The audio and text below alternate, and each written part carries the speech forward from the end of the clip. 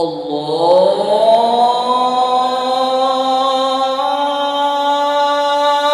Akbar, Allahu Akbar.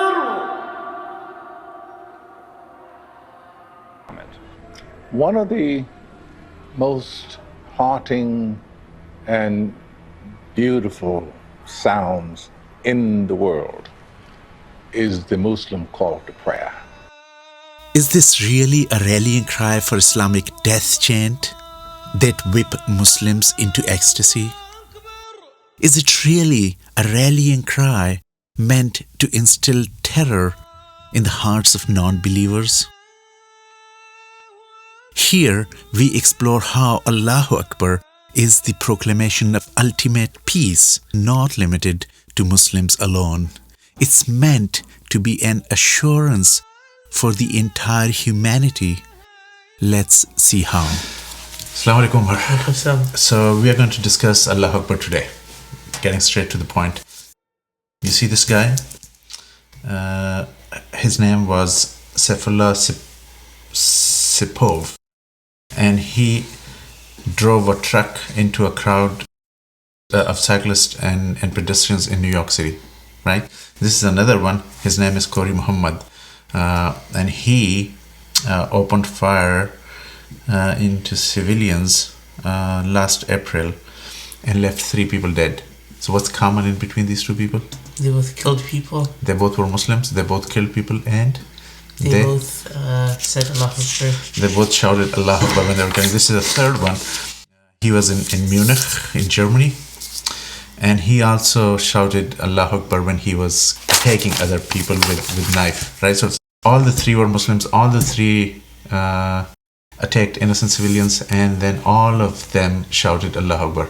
So what's wrong with that? Because killing people is wrong anyways. One, killing people is wrong. Number 2, shouting Allah's name doesn't make it good. okay. 2, number 3.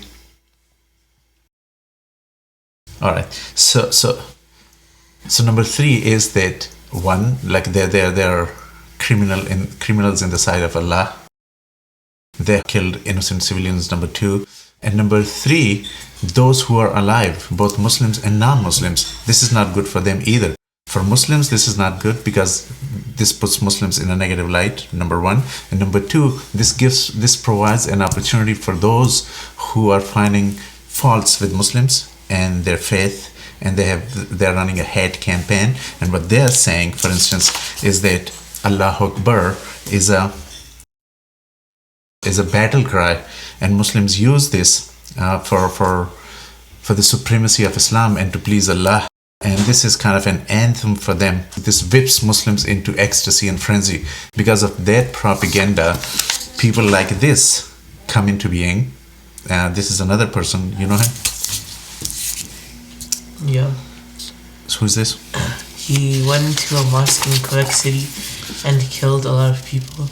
And he was non-Muslim. He was a non-Muslim, and he killed Muslims, Allahu Akbar. and he also shouted Allahu Akbar, right? So that's the problem. So that's the third dimension of the negative consequences of the acts of these 3 individuals. There are a few more, but the problem is that then those who are running their hate campaign against Muslims, they use this as a weapon. So what we need to do is to clarify that Allahu Akbar doesn't mean, or that's not the purpose of using Allahu Akbar. Of course, these are Muslims and they've used those words, but do you remember anything from Islamic history that this is not today? Even in the past, Muslims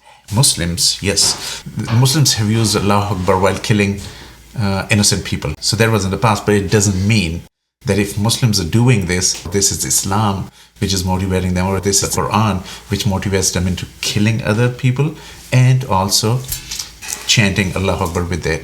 So do you remember any historical context of the misuse of Allahu Akbar? Yes. So when the Muslims left from Mecca to Medina, and when they were in Medina, the people of Medina said that they put a curse on them and that no kids could happen from the Mecca people that came to Medina. Like they won't have any children, right? Okay. And then Sorry, and then my- when my and voice. then when and then when a baby boy was born, his name was Abdullah ibn Zubair.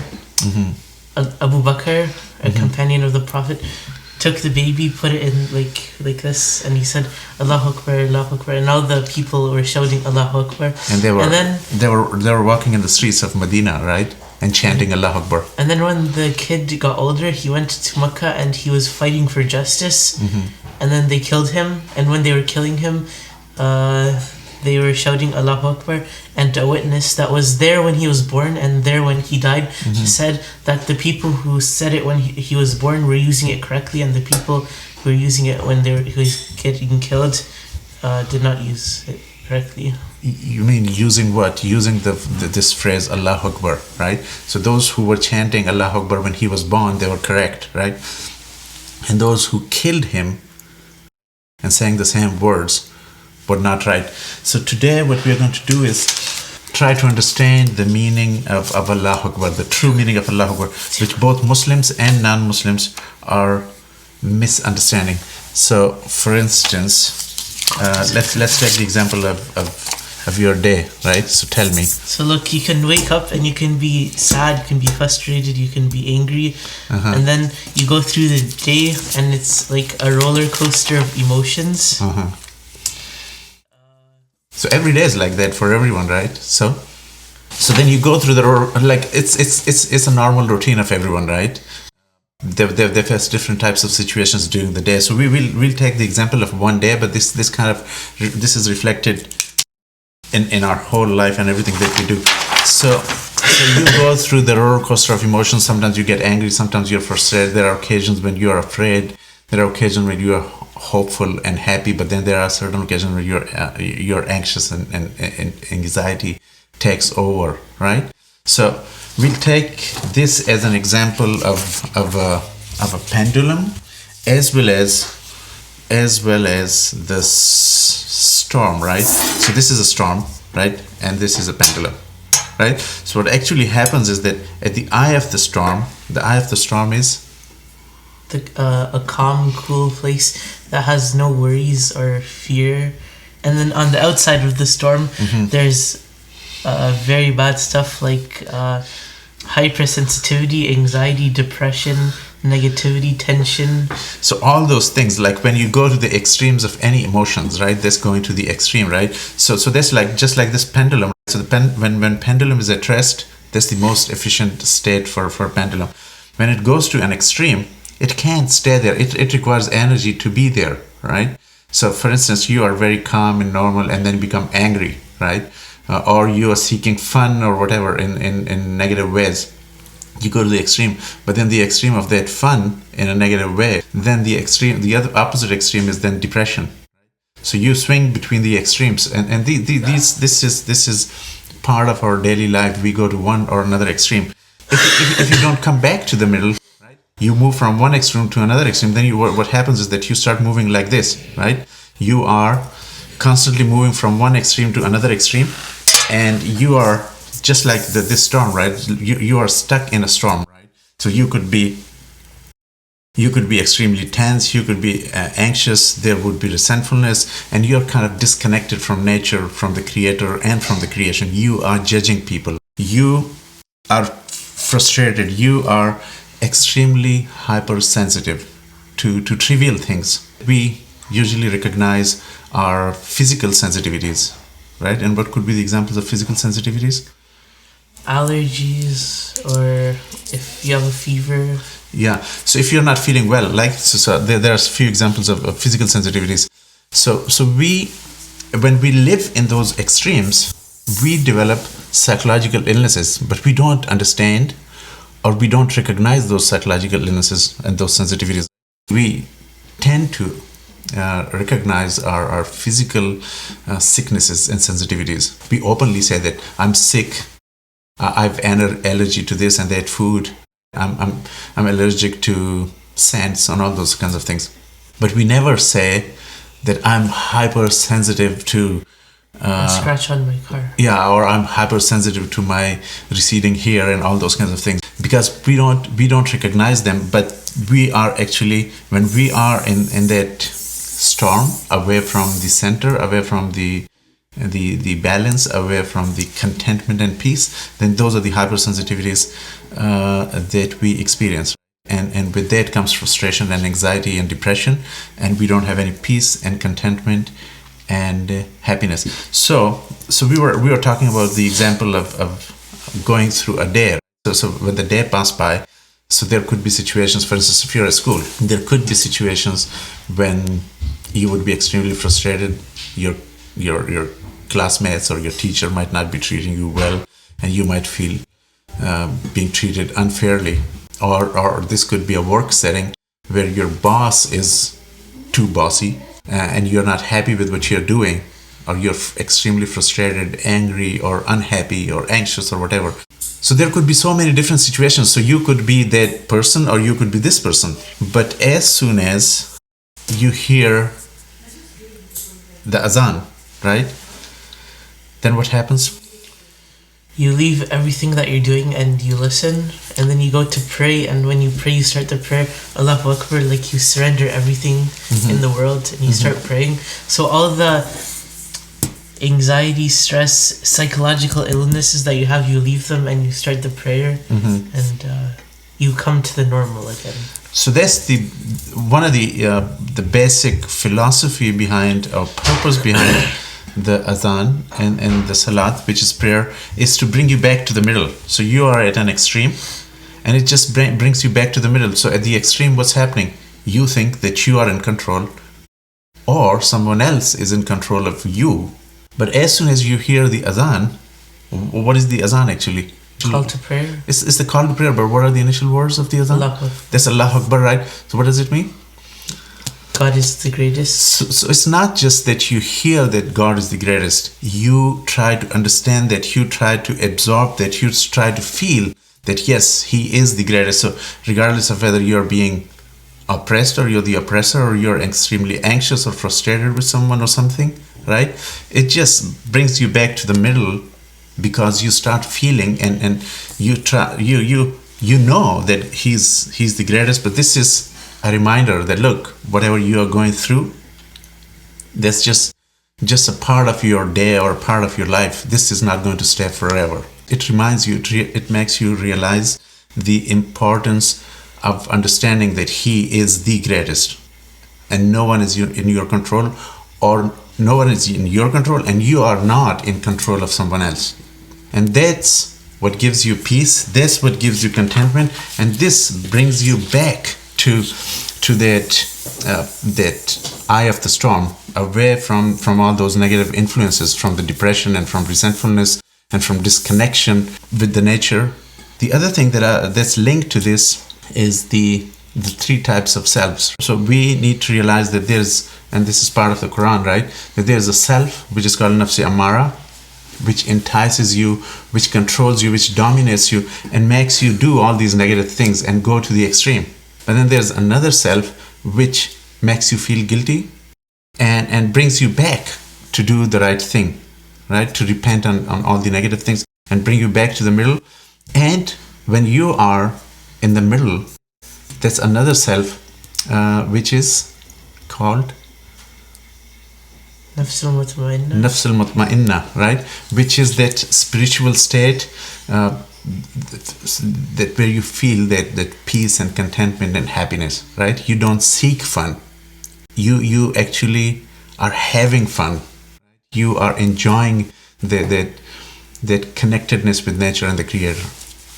Tranquility, peace of mind. That's real tranquility and peace of mind. So that's the purpose. That's the actual purpose of Allahu Akbar. It brings you back from the extreme to the middle. If you go to any of the folks who are practicing meditation, or teaching meditation, or training other people to do meditation to seek peace and contentment, if you tell them that there's a religion, right, and in that you have to there's a call for coming back to the middle and do the meditation and forget about everything that's happening in the world and focus on the greatness of your Creator, and you do that 5 times a day for at least 10 to 20 minutes, right? So what would he say or she say? they would be saying that this is the perfect way to get your peace and contentment and happiness, right? And that is exactly the purpose. So if you do that 5 times a day throughout your life, so is there any chance that you'll swing out from the middle to that extreme and experience those extreme disappointments and judging people by their race, color, and gender and creed and whatever? There's no chance, right? So if you Google then the meaning of Allahu Akbar, you'll all those negative articles about Allahu Akbar, that Allahu Akbar is a chant for Muslims to whip them into frenzy to kill non-Muslims. No one of those folks who are writing those articles to bring more people into committing crimes against humanity, none of those would try to go and find out that how many times Muslims actually say Allahu Akbar every single day, every single moment. And it's been calling for 1400 years. Oh, it's beautiful.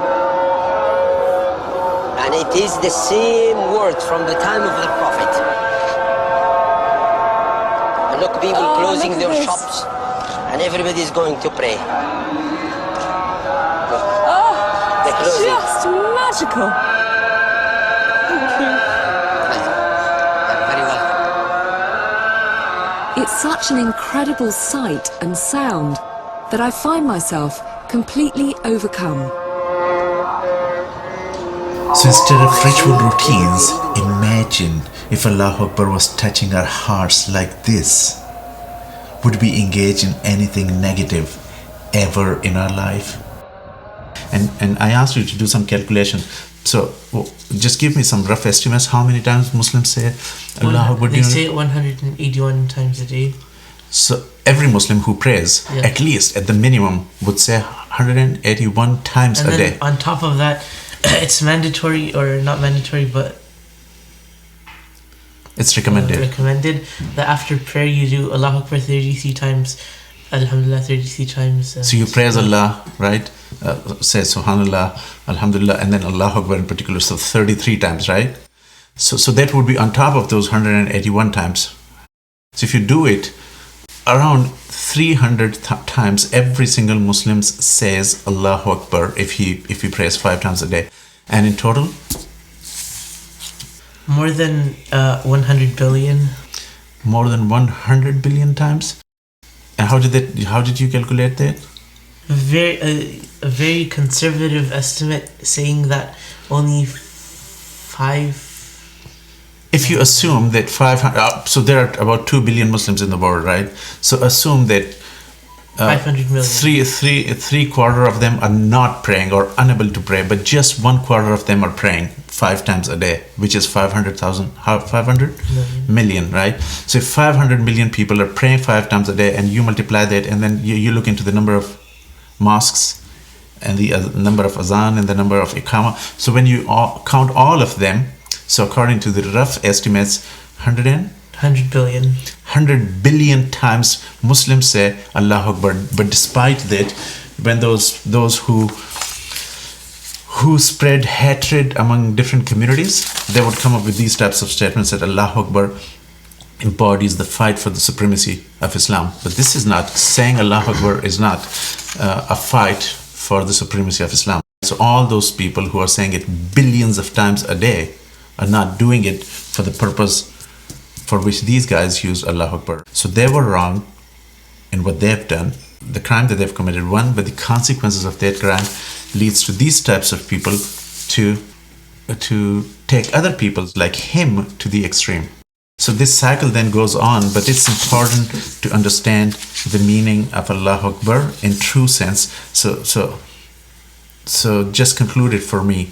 What's the purpose of Allah, the true purpose of Allah? What's the philosophy behind this prescription for Muslims to say Allahu Akbar almost every single moment?